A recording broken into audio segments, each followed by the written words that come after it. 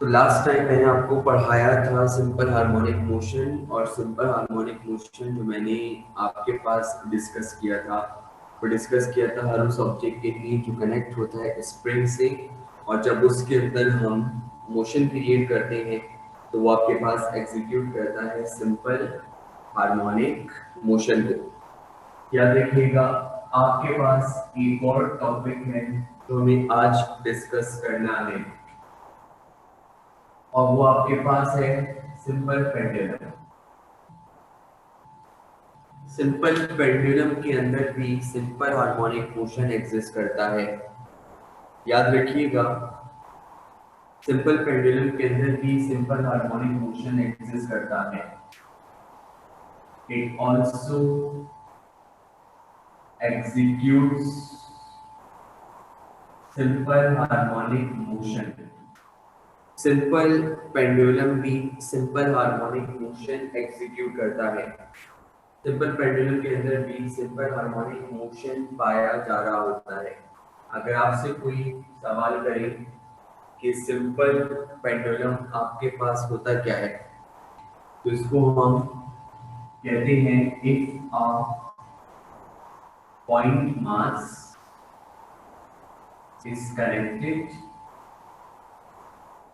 to a very light and inextensible string. If a point mass is connected to a very light and inextensible string, and the whole system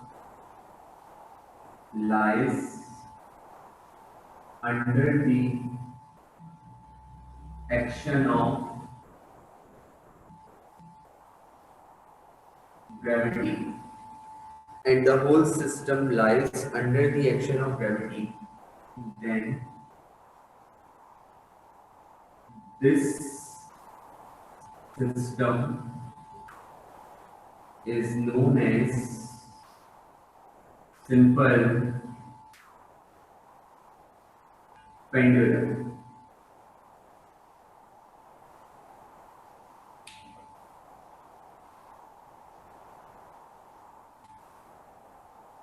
ठीक है, अगर आपसे कोई बोले कि simple pendulum आपके पास क्या होता है, the support is assumed to be frictionless. The support is assumed to be frictionless. जो सपोर्ट होती है वो फ्रिक्शनलेस अज्यूम की जाती है।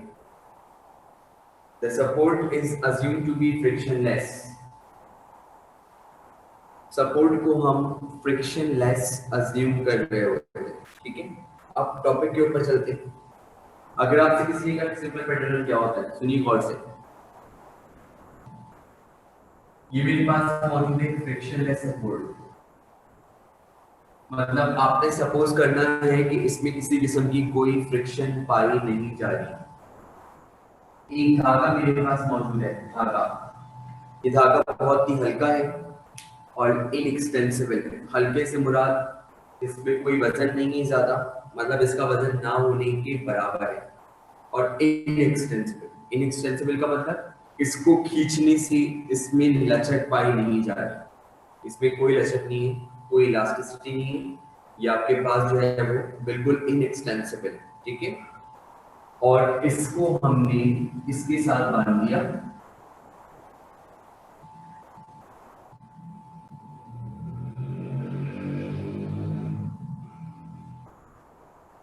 इसके साथ बांध दिया, और यहाँ पे हमने लगा दी एक बॉब, इसको बोलते हैं बॉब। ये मेटल की बनी होती थी, मेटालिक बॉब है। तो ये वाला जो सिस्टम है, जब इसमें ये धागा ऐसे ही लटक रहा होगा तो इस धागे का सराउंडिंग से कोई इंटरेक्शन नहीं होना चाहिए। दिस शुड बी इंडिपेंडेंट, ये बिल्कुल सीधा होना चाहिए, ना ये किसी टेबल के साथ अटके, ना आप इसे पकड़ेंगे, ना धागा डबल होना चाहिए, एक सिंपल सा धागा है, स्ट्रेट होना चाहिए, उसके नीचे आपने एक ऑब्जेक्ट बांधा हुआ है। ये पूरा सिस्टम आपके पास कहलाएगा सिंपल पेंडुलम। जब इस सिंपल पेंडुलम के अंदर हम मोशन लेंगे तो देखिए होता क्या है। मैंने आपके पास ये सिंपल पेंडुलम इस वक्त जब ये पूरा का पूरा बांधने के बाद यहाँ मौजूद है तो ये पाया जा रहा है एट रेस्ट। और अगर ये रेस्ट में तो इसका मतलब ये इसकी कौन सी पोजीशन है, मीन पोजीशन। तो जिस वक्त ये रेस्ट में तो इसकी मीन पोजीशन, इसको हमने मीन पोजीशन का नाम दिया। मैंने इसको यहाँ से पकड़ा और पकड़ने के बाद मैंने इसे यहाँ पर लेकर आया। तो मैंने इसको यहाँ से पकड़ा, पकड़ने के बाद मैं यहाँ लेकर आया, यहाँ पर आया।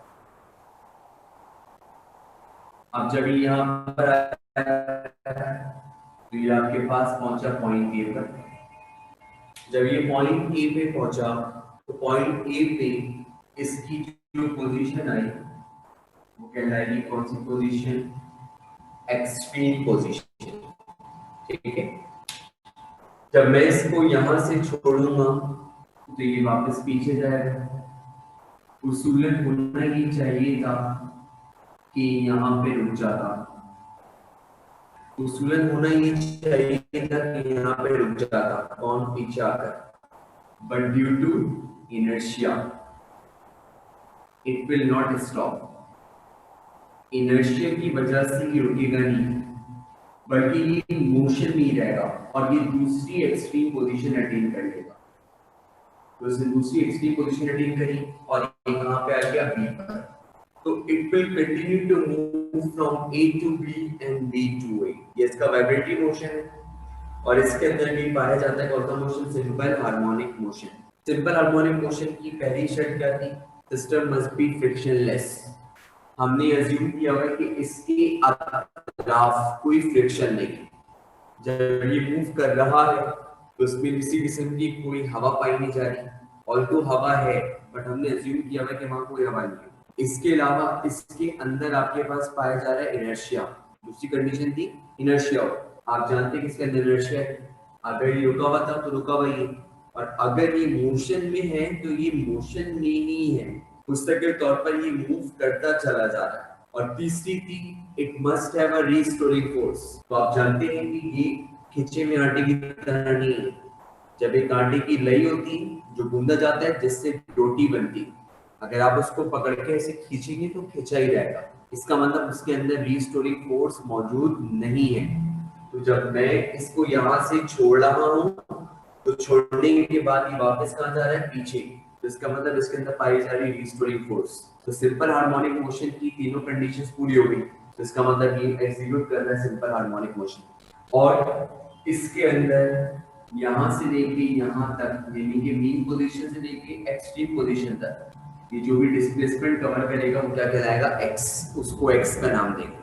और ये मीन से लेके एक्सट्रीम पोजीशन तक का फासला मैंने पढ़ाया था लास्ट लेक्चर में। मीन पोजीशन से लेके एक्सट्रीम पोजीशन तक का फासला कहलाता है एम्पलीट्यूड। अगर आपसे पूछेगा कि एम्पलीट्यूड क्या है तो आप बोलेंगे distance between mean position and extreme position. Mean position और एक्सट्रीम पोजीशन के बीच का फासला, मीन पोजीशन और एक्सट्रीम पोजीशन के बीच का फासला एम्पलीट्यूड कहलाता है। उसको एम्पलीट्यूड का नाम दिया जाता है। Distance between mean position and extreme position is known as amplitude, उसको एम्पलीट्यूड कहते हैं। Simple harmonic motion, simple pendulum सिर्फ उस वक्त ओबे करेगा when its amplitude is kept small। नक्श कर लें इसको दिमाग में। अगर आपसे कोई पूछेगा कि simple pendulum simple harmonic motion किस वक्त ओबे करता है तो आप जवाब देंगे when its amplitude is kept small, जब इसका एम्पलीट्यूड छोटा रखा जाए, यानी कि ये डिस्टेंस छोटा होना चाहिए। This distance should be small. अगर आपके पास ये डिस्टेंस छोटा है, यानी कि मीन से लेके एक्सट्रीम तक का,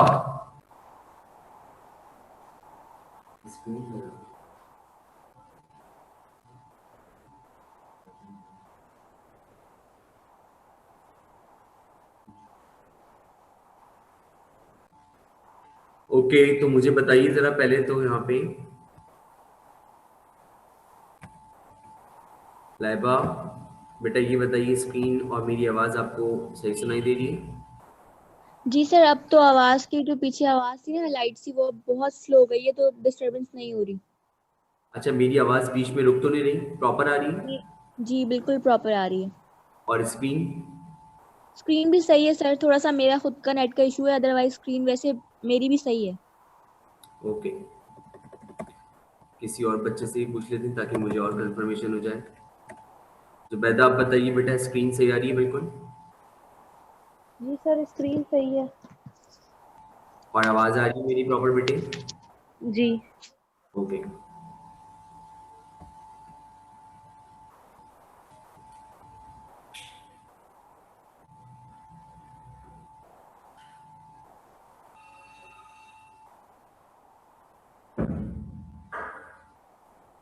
तो हमने ये पढ़ा कि simple harmonic motion, simple pendulum उस वक्त ओबे करेगा when its amplitude is kept small, जब उसका एम्पलीट्यूड, ये जो एम्पलीट्यूड है ये छोटे से छोटा रखा जाए। तो जब आप उसका एम्पलीट्यूड छोटे से छोटा रखेंगे तो आपके पास सिंपल हार्मोनिक मोशन को ओबे करेगा, अदरवाइज वो सिंपल हार्मोनिक मोशन को ओबे नहीं करेगा। क्यों? क्योंकि जब आप इसको देखें, यहाँ पे खुद ऑब्जर्व करें ना दिमाग लगा के, जब आप इसको हल्का सा पकड़ के ऐसे खींचेंगे ना तो ये नॉर्मल मूव करेगा।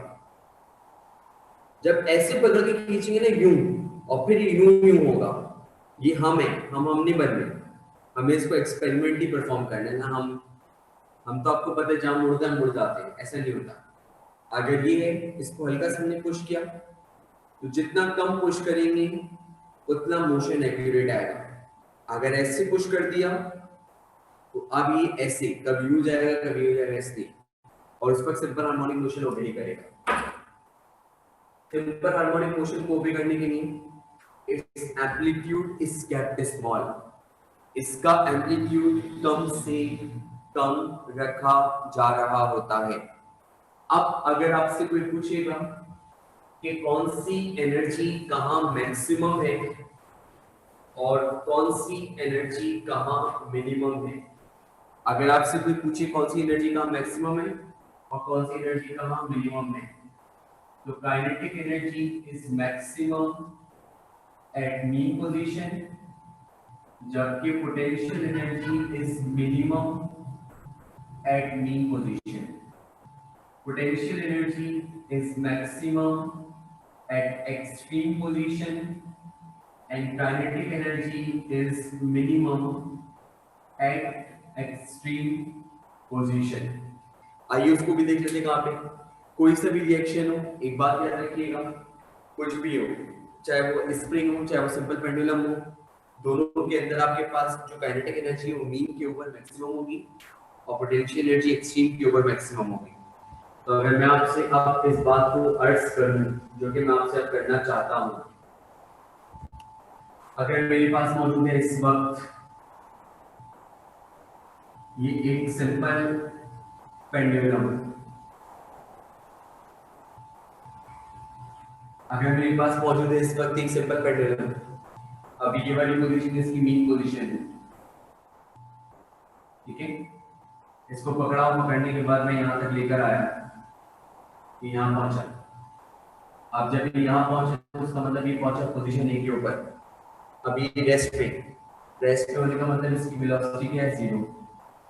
जब हम मार्कर नीचे फेंकते हैं तो वेलोसिटी बढ़ती है, जब मार्कर ऊपर जाता है तो वेलोसिटी कम होती है, जब मार्कर नीचे ड्रॉप होता है तो वेलोसिटी बढ़ती है। गिरने के ऊपर वेलोसिटी बढ़ेगी और ऊपर जाने पे वेलोसिटी कम होगी। तो जब ये नीचे आएगा तो वेलोसिटी बढ़ेगी, ऊपर जाएगा तो वेलोसिटी कम होगी। इसका मतलब कोई एक पॉइंट ऐसा आएगा जहां वेलोसिटी सबसे ज्यादा होगी, और वो कौन सा पॉइंट है, मीन। तो फॉर एग्जांपल इसकी वेलोसिटी बनी 1 2 3 4 5 बन गई। Now it is moving in the upward direction. अब जब ऊपर जाएगा तो वेलोसिटी डिक्रीज होगी, 4 3 2 1 0। अब आप चेक कर सकते हैं दोनों एक्सट्रीम पोजीशंस के ऊपर दोनों एक्सट्रीम पोजीशंस के ऊपर ए और बी पर वेलोसिटी जीरो है, यानी पे to be zero, B to be zero. तो अगर ए और बी पे वेलोसिटी जीरो तो काइनेटिक एनर्जी भी क्या हो जाएगी, जीरो मिनिमम। एक्सट्रीम पोजीशन पे काइनेटिक एनर्जी मिनिमम। ये पेंडुलम क्या चाहता है, ये पेंडुलम चाहता है कि लेफ्ट रहे, राइट रहे, या जैसा था वैसे ही रहे। ये पेंडुलम चाहता है जैसा था बिल्कुल वैसा ही रहे। इसका मतलब अगर लेफ्ट जा रहा है ऐसे, तब भी पोजीशन चेंज हो रही है, राइट जा रहा है तब भी पोजीशन चेंज हो रही है। तो चाहे वो लेफ्ट जाए चाहे वो राइट जाए, दोनों सूरतों में पोजीशन क्या होनी है, चेंज। और जब बॉडी की पोजीशन चेंज होती है तो उसके अंदर क्रिएट होती है पोटेंशियल एनर्जी। तो ए और बी पर पोजीशन में चेंज सबसे ज्यादा है, तो इसीलिए ए और बी पे पाई जा रही है मैक्सिमम पोटेंशियल एनर्जी। जबकि मीन पोजीशन पे वेलोसिटी मैक्सिमम है। अगर मीन पोजीशन पे वेलोसिटी मैक्सिमम है तो काइनेटिक एनर्जी भी मैक्सिमम। और इसके साथ साथ मीन पोजीशन के ऊपर ना वो लेफ्ट पर है ना वो राइट पर है, इसका मतलब उसकी पोजीशन में कोई चेंज ही नहीं है। अगर उसकी पोजीशन में कोई चेंज ही नहीं है तो इसका मतलब मीन पोजीशन के ऊपर पोटेंशियल एनर्जी जीरो होगी। और मीन पोजीशन पे पोटेंशियल एनर्जी जीरो इसलिए होती है क्योंकि यहाँ पे वेलोसिटी का चेंज मैक्सिमम होता है और पोजीशन में कोई चेंज नहीं होता। तो पोजीशन में जब कोई चेंज नहीं होगा तो वहां पे पोटेंशियल एनर्जी आपके पास जीरो होगी। तो potential energy minimum, kinetic energy maximum. ये सिंपल पेंडुलम की बात हमने करी। इस तरीके से अगर आपसे कोई पूछे कि सिंपल पेंडुलम के अंदर वन वाइब्रेशन कब होगी, तो सिंपल पेंडुलम में वन वाइब्रेशन इस वक्त होगी जब बॉडी ए से बी पे जाए और बी से ए पर आए। ये मैंने बताया था आपको, याद करें। जब बॉडी ए से बी पे जाए और जब बॉडी वापस बी से ए पर आए तो उसके अंदर आपके पास कंप्लीट होगी वन वाइब्रेशन। वन वाइब्रेशन उस वक्त कंप्लीट होती है when body moves from A to B and B to A, या फिर one complete round trip. One complete round trip करने का मतलब क्या है, जहां से आपने चलना शुरू किया था, you move there and you went back. तो उस सूरत में आपके पास यहाँ पे क्या हुआ, वन वाइब्रेशन कंप्लीट हुई। तो इसको ए से बी और बी से ए तक आने में वन वाइब्रेशन कंप्लीट करेगा। वन वाइब्रेशन कंप्लीट करने के लिए जो टाइम लगेगा वो क्या कहलाएगा, time period. One vibration complete करने के लिए जो टाइम लगेगा वो क्या कहलाएगा, टाइम पीरियड। लास्ट टाइम पढ़ा था, दोबारा पढ़ा देता हूँ। तो वन वाइब्रेशन कंप्लीट करने के लिए जो टाइम लगता है वो टाइम पीरियड कहलाता है। तो the time required by a simple pendulum, the time required by a simple pendulum to complete one vibration, एक वाइब्रेशन को कंप्लीट करने के लिए जो टाइम लगता है उसको हम कहते हैं टाइम पीरियड। एक वाइब्रेशन कंप्लीट करने के लिए जो टाइम लगेगा वो टाइम पीरियड कहलाएगा, उसको टाइम पीरियड का नाम देंगे। एक वाइब्रेशन कंप्लीट करने के लिए जो भी टाइम यूटिलाइज होगा that will be known as a time period, उसको टाइम पीरियड का नाम दिया जा रहा होगा। सही, ये बात हमारे पास है। सिंपल पेंडुलम का जो टाइम पीरियड होता है उसका भी फार्मूला है और उसका फार्मूला है t = 2 pi √L/g। This is the formula for the time period of simple pendulum. Simple pendulum के टाइम पीरियड का फार्मूला होता है t = 2 pi √L/g। ये फार्मूला है जो टाइम पीरियड देता है आपको सिंपल पेंडुलम का। अगर आपसे कोई पूछेगा सिंपल पेंडुलम का टाइम पीरियड बता दें तो आप उसे जवाब देंगे सिंपल पेंडुलम का टाइम पीरियड होता है t = 2 pi √L/g। इस फार्मूले की मदद से आप सिंपल पेंडुलम का टाइम पीरियड मालूम कर सकते हैं। साफ साफ लिखा हुआ है कि सिंपल पेंडुलम का टाइम पीरियड लेंथ से डायरेक्टली प्रोपोर्शनल है। g भी कांस्टेंट है, 2 पाई भी कांस्टेंट है। तो याद रखिएगा आपके पास सिंपल पेंडुलम का टाइम पीरियड जो है वो स्क्वायर रूट ऑफ लेंथ के डायरेक्टली प्रोपोर्शनल है।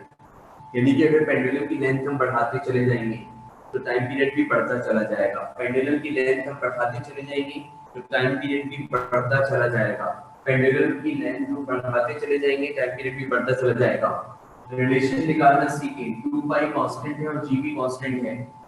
2 पाई कांस्टेंट है और g भी कांस्टेंट है, तो खाली बचा t और खाली बचा √L। एक पेंडुलम की लेंथ ही हमारे हाथ में है जिसको हम कम और ज्यादा कर सकते हैं। तो अगर मैंने एक पेंडुलम बनाया 80 सेंटीमीटर का, अगर मैंने एक पेंडुलम बनाया 80 सेंटीमीटर का,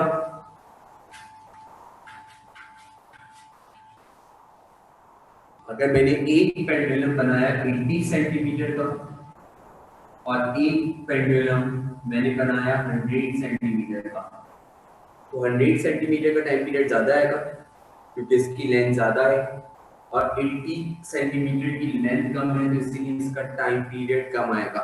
80 वाले की लेंथ कम तो टाइम पीरियड कम, 100 वाली की लेंथ ज्यादा तो इसलिए इसका टाइम पीरियड भी ज्यादा होगा।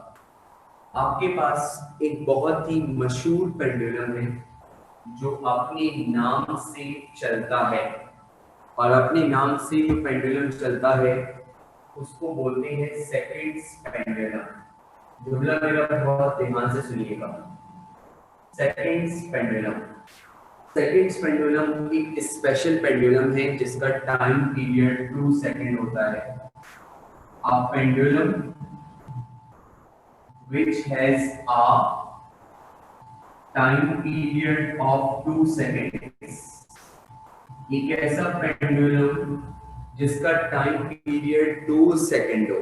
जहां कहीं पे भी सेकंड्स पेंडुलम का वर्ड आ जाएगा, आपने फौरन खुद से ही एक चीज डेटा में नोट कर लेनी है, टाइम पीरियड 2 सेकंड होता है। खुद से सेकंड्स पेंडुलम के अंदर एक ऐसा पेंडुलम जिसका टाइम पीरियड 2 सेकंड हो। जहां कहीं पे भी डेटा के अंदर या क्वेश्चन के अंदर आपको लिखा हुआ नजर आ गया कि इसका टाइम पीरियड 2 सेकंड है, आप फौरन लिख देंगे कि इज इक्वल टू 2 सेकंड। तो आपके पास एक ऐसा पेंडुलम जिसके अंदर आपका टाइम पीरियड 2 सेकंड हो जाए वो कहलाता है सेकंड्स पेंडुलम।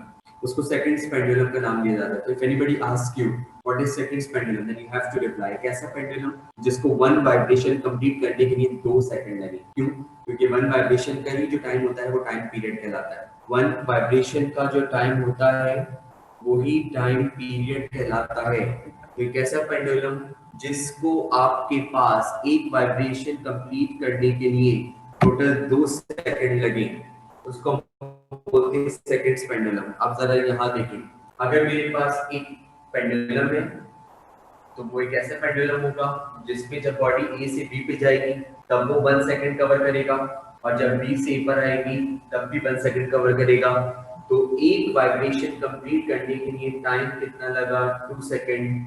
तब 20 सेकंड्स पेंडुलम का टाइम पीरियड 2 सेकंड होता है। One and the last time I am saying to you कि आपके पास सेकंड्स का वर्ड जहां भी लिखा हुआ नजर आएगा आपको पेंडुलम के अंदर, सेकंड्स का वर्ड पेंडुलम के अंदर आपको जहां भी लिखा हुआ नजर आएगा आपने खुद से लिख देना है कि वहां पे उसका टाइम पीरियड 2 सेकंड होगा। तो सेकंड्स पेंडुलम का टाइम पीरियड 2 सेकंड होता है तो t is equals to 2 seconds. Seconds pendulum की फ्रीक्वेंसी कितनी होती है? ये सब ब्लैंक्स में आती है, बात नहीं याद रखिएगा। अगर आपसे कोई पूछे कि सेकंड्स पेंडुलम की फ्रीक्वेंसी बता दे कितनी होती है तो आपको पता होना चाहिए frequency is the reciprocal of time period. ये मैंने कल पढ़ाया था। मैंने कहा था जब भी आपको किसी का भी टाइम पीरियड गिवन हो आप उसको रेसिप्रोकेट कर दें, आपको फ्रीक्वेंसी मिल जाएगी। जब भी आपको किसी का भी टाइम पीरियड गिवन हो आप उसको रेसिप्रोकेट कर दें, आपको फ्रीक्वेंसी मिल जाएगी। तो इसका टाइम पीरियड बेटा कितना है? 2। तो 1/2 का मतलब होता है 0.5, तो इसकी फ्रीक्वेंसी होती है 0.5 hertz. It's frequency is equals to 0.5 hertz. Second pendulum की फ्रीक्वेंसी 0.5 हर्ट्ज के बराबर होती है। अगर आपसे कोई पूछे कि सेकंड्स पेंडुलम की लेंथ बता दे तो सेकंड्स पेंडुलम की लेंथ होती है 100 सेंटीमीटर या 1 मीटर। सेकंड्स पेंडुलम की लेंथ होती है 100 सेंटीमीटर या 1 मीटर। सेकंड्स पेंडुलम की लेंथ होती है 100 सेंटीमीटर या 1 मीटर। क्योंकि आपको पता है 1 मीटर में ही 100 सेंटीमीटर होते हैं। तो वैसे तो हमें ये पता होनी चाहिए सारी बातें एमसीक्यूज के लिए। सेकंड्स पेंडुलम की लेंथ या तो होती है 1 मीटर या वो बराबर होती है इसके 100 सेंटीमीटर्स के। ये बात हुई हमारे पास। और यहाँ पे ये सिंपल हार्मोनिक मोशन का जो टॉपिक था वाइंड अप हुआ। सिंपल हार्मोनिक मोशन में जो टॉपिक पढ़े, एक तो जब कोई भी ऑब्जेक्ट मास से कनेक्ट होता है और स्मूथ हॉरिजॉन्टल सरफेस पे रखा जाता है स्प्रिंग के साथ तो वो एग्जीक्यूट करता है सिंपल हार्मोनिक मोशन। इसके साथ साथ सिंपल पेंडुलम के अंदर भी जो ओबे होता है वो आपके पास ओबे होता है सिंपल हार्मोनिक मोशन। ये सारी चीजें थी जो हमने यहाँ पे कवर करी, इन चीजों में आपको नजर आ रही। Now I would like to move forward towards numerical. अब मैं इसके न्यूमेरिकल्स की तरफ बढ़ूंगा। तो जर्नल्स अपने निकाल लीजिए। अगर कैलकुलेटर नहीं है, कैलकुलेटर निकाल लें। कोई कैलकुलेटर की जरूरत पड़ती है आपको पता है न्यूमेरिकल्स में। सबसे पहले आप हेडिंग दें चैप्टर नंबर 12, उसके अंडर लिखिए waves and sound.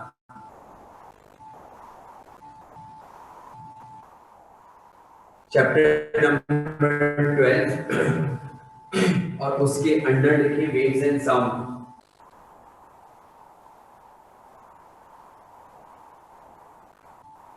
Chapter number 12 waves and sound. सबसे पहले फॉर्मूला लिखते हैं F equals to px। Numerical में हम माइनस साइन इस्तेमाल नहीं करते, न्यूमेरिकल्स में हम माइनस साइन इस्तेमाल नहीं करते। स्प्रिंग के टाइम पीरियड का फॉर्मूला लिखें। स्प्रिंग के टाइम पीरियड का फॉर्मूला है T is equals to 2 pi under root m upon k। Time period of spring T is equals to 2 pi under m upon k। k का मतलब है spring constant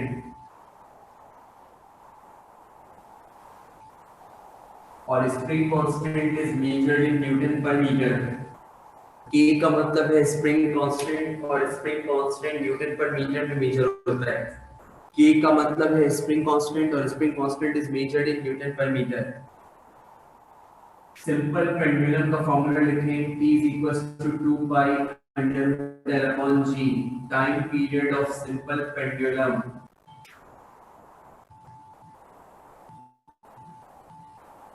उसके बाद एक रिलेशन लिखें frequency is the reciprocal of time period और frequency is measured in hertz. लाजमी लिखिएगा frequency is the reciprocal of time period. Frequency time period का रेसिप्रोकल होती है। लास्ट लेक्चर में ये बात मैंने 50-60 बार बताई थी और बाज़ों का 50-60 बार बताना भी कभी कभी इनसफिशिएंट हो जाता है, इसको बताना बहुत जरूरी होता है। तो frequency is the reciprocal of time period और frequency is measured in hertz. वो हर्ट्ज में मेजर होता है, ठीक है। अब बात करते हैं अपनी आगे।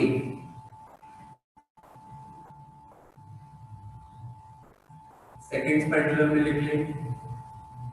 जहां कहीं भी सेकंड्स पेंडुलम का वर्ड आ जाएगा वहां पे आप खुद से लिख देंगे टाइम पीरियड 2 सेकंड।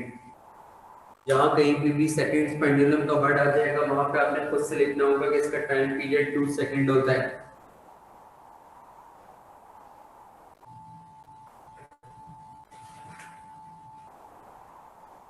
ये देखिए भाई हमारे पास भी कैलकुलेटर होता है, देख रहे हैं। ऑलराइट, अब हम लिखना चाहेंगे न्यूमेरिकल।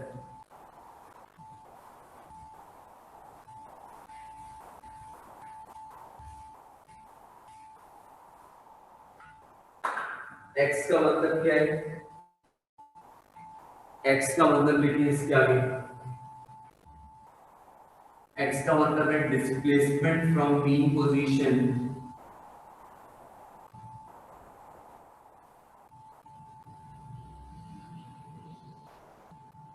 x का मतलब है displacement from mean position. x means displacement from mean position। x का मतलब है displacement from mean position। अब लिखें क्वेश्चन। A force of